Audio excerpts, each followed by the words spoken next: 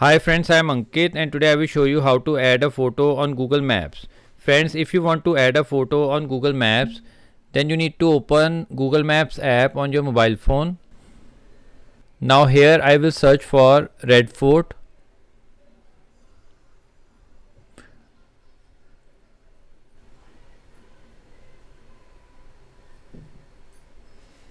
So you need to press on the photos. Now under photos you will find the option of reviews and photos. So press on photos.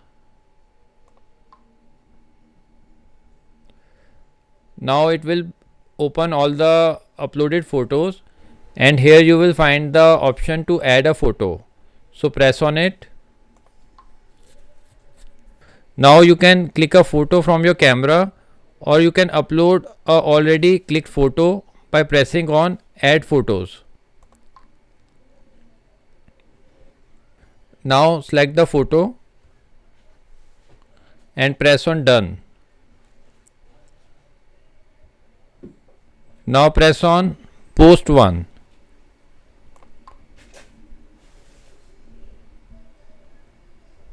Now your photo is uploaded and it will show after some time.